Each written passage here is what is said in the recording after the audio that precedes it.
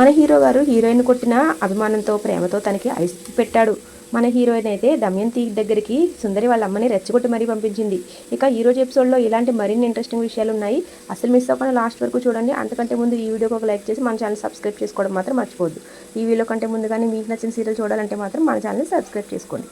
ఇక ఈరోజు స్టోరీలోకి వెళ్ళిపోతే వచ్చేయండి. మన ఎస్ఐసార్ అయితే చాలా రెచ్చిపోతాడు. ఇక సుందరి చూస్తుందని ఇంకాస్త ఓవర్ యాక్షన్ చేస్తాడు. పాపం మన హీరోయిన్ అయితే ఇలా అడుగుతుంది, మీరు నన్ను నా ప్రేమని ఎప్పటికీ అర్థం చేసుకోలేరా అని. దానికి మన హీరో గారు అయితే ఇలా సమాధానం చెప్పేస్తాడు, నేను నిన్ను ఎప్పటికీ అర్థం చేసుకోలేను, అయినా నేను బాగానే అర్థం చేసుకున్నానులే. నువ్వు నాతో మంచిగా నటిస్తూ నన్ను చిట్టిని విడదీయాలని చూస్తున్నావు కదా అని ఇంకాస్త తిడతాడు. అయినా నీ మాటలు నమ్మినందుకు నన్ను నేనే అనుకోవాలి. నీ మాటలు నమ్మి చిట్టి వాళ్ళ తల్లిదండ్రుల్ని ఇక్కడికి తీసుకొచ్చాను. నీ మాటలు నమ్మి ప్రతిదీ చేశాను. అవన్నీ ఎంత తప్పో నాకు ఇప్పుడు అర్థమవుతుంది. నేను ఎంత తప్పు చేశానో నాకు ఇప్పుడు తెలుస్తుంది. నిన్ను నమ్మి నా చిట్టిని అనుమానించాను నేనని ఇంకాస్త చేస్తాడు. సరే అయితే కాసేపు నువ్వు చెప్పిందే కరెక్ట్ అనుకున్నా. అప్పుడు నువ్వు చెప్పినట్టుగానే చిట్టి వాళ్ళ తల్లిదండ్రులను తీసుకురాగానే చిట్టి భయపడాలి కదా, తన గురించి తన గుట్టు రట్టయిపోతుందని టెన్షన్ పడాలి కదా, తను అలా ఏం అవ్వలేదు కదా అని ఇంకాస్త మాట్లాంటాడు పాపం మన హీరోయిన్ని. పాపం మన హీరోయిన్ అయితే బెత్తరిపోయి అలా చూస్తూ ఉండిపోతుంది. అలా తను భయపడకుండా స్ట్రాంగ్గా ఉంది కాబట్టే కదా, తను మా చిట్టియే కదా, నువ్వు ఎన్ని మోసాలు చేసినా తను మా చిట్టి అని గట్టిగా చెప్తాడు. పాపం మన హీరో గారు ఇక్కడ చాలా ఫీల్ అయిపోతాడు. ఇంత జరిగింది, నేను ఏ మొహం పెట్టుకుని నా చిట్టితో ఇప్పుడు మాట్లాడాలి, నేను తనను అనుమానించాను, నీ మాట విని నేను సుందరి వాళ్ళ తల్లిదండ్రులని ఇక్కడికి తీసుకొచ్చాను, ఇప్పుడు నేను ఏ మొహం పెట్టుకుని తనకి ఎదురవ్వాలి, తను ఎలా ఫీల్ అవుతుందో నాకు తెలియడం లేదే అని చాలా బాధపడిపోతాడు పాపం మన హీరో గారు. ఇక ఫైనల్ అయితే మన హీరో గారు పెద్ద వార్నింగ్ ఇచ్చేసి రాధికి అక్కడి నుంచి బయలుదేరిపోతాడు. ఇక మా మధ్యలోకి ఎప్పుడైనా వస్తే నీకు మర్యాదగా ఉండదు, గుర్తుపెట్టుకో అని చెప్పి అక్కడి నుంచి వెళ్ళిపోతాడు. ఇక ఓ పక్క సుందరి మరో పక్కన ప్రియా ఇద్దరు కూడా నవ్వుకుని అక్కడి నుంచి బయలుదేరుతారు. ఇక స్టోరీ ఇక్కడ నుంచి చాలా ఇంట్రెస్టింగ్ గా ఉండబోతుంది. అస్సలు మిస్ అవ్వకండి. ఇక్కడ నుంచి అసలు ట్విస్ట్ అనేది రివీల్ అవుతుంది. తర్వాత పాపం ప్రియా ఎంతో ఆత్రంగా వచ్చి బావకి రాధకి మధ్య గొడవ జరిగిందని, బావ రాధని కొట్టాడని, ఇంకా అక్కడ జరిగిన విషయాలన్నీ చెప్తుంది. పాపం దమయంతి మాత్రం, నీకు అసలు తెలియలేదు బేబీ, ఇలాంటి టైంలో రాధని అసలు బావ ఎందుకు కొడతాడు, వాళ్ళిద్దరూ కలిసి ఆడుతున్న నాటకం ఇది, నువ్వు ఇలాంటివన్నీ నమ్మొద్దు అని చెప్తుంది. తన తల్లి మాటలను అర్థం చేసుకున్న ప్రియ అయితే ఆ మాటలన్నీ నమ్ముతుంది. కానీ తర్వాత దమయంతికి చెప్తుంది, నిన్ను మొదటి నుంచి చెప్తూనే ఉన్నాను, ఆ సుందరిని తీసుకురావడం నీకు సరైంది కాదని, కానీ నువ్వు తీసుకొచ్చావు. సరే, నేను నా వంతు ప్రయత్నం నేను చేస్తాను, నిన్ను ఆ సుందరి నుంచి కాపాడుతానని చెప్తుంది. తర్వాత మన హీరో గారు బయట కూర్చుని ఆలోచిస్తూ ఉంటాడు. ఇంతలో అక్కడికి చిట్టి వస్తుంది.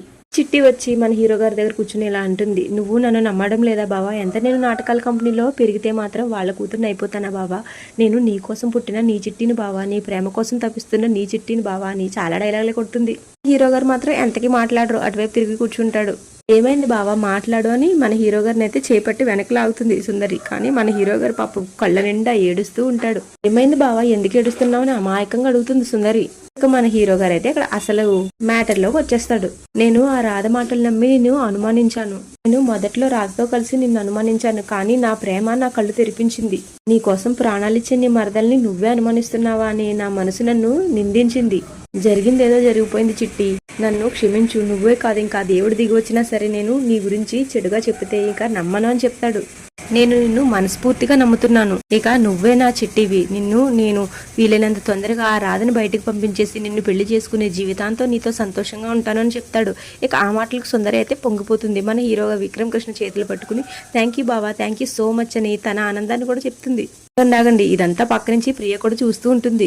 ఇక్కడ జరిగిన సీన్ అంతా చూస్తూ ప్రియకు మళ్ళీ కన్ఫ్యూజింగ్ గా ఉంటుంది. మమ్మీ ఏమో అబద్ధం అంటుంది, వీళ్ళేమో ఇక్కడ ఎలా యాక్ట్ చేస్తున్నారు, అసలు ఇది యాక్టింగా నిజమా, రాధ చేసిన ప్లానా, లేకపోతే బావ ఇలా నిజంగానే మాట్లాడుతున్నాడా అని ఏమీ అర్థం కాదు పాపం తనకి. ఫైనల్ గా ఒకటి అనుకుంటుంది, నా బావని చివరిగా నేనే పెళ్లి చేసుకోవాలి, వీళ్ళెవ్వరిని మధ్యలోకి రానివ్వకూడదు అనుకుంటుంది.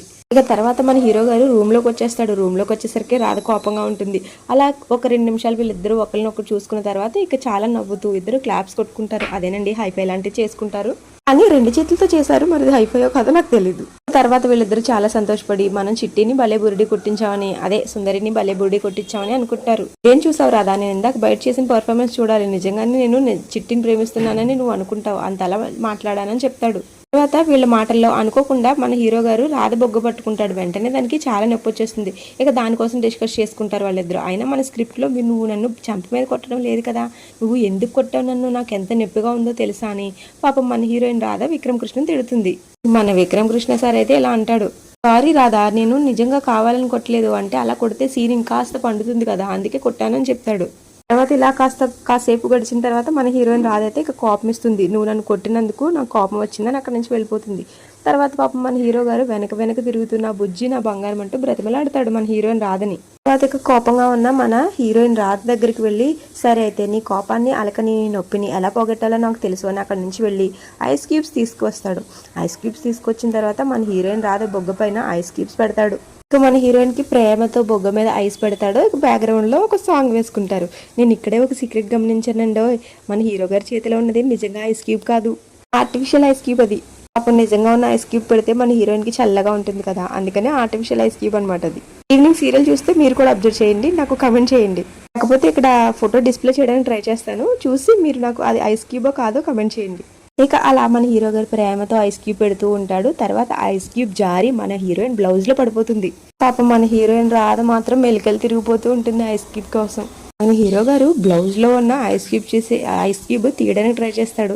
ఇక ఎక్కడో తగులుతుంది మన హీరో గారు చెయ్యి. ఇక వీళ్ళు మళ్ళీ బ్యాక్గ్రౌండ్ లో ఇంకొక సాంగ్ వేసుకుంటారు.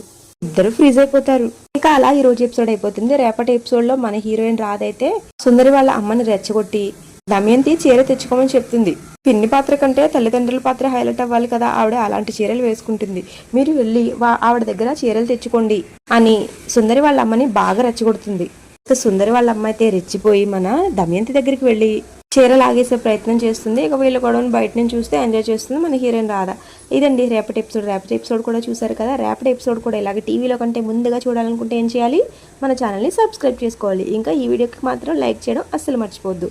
Thank you so much for watching.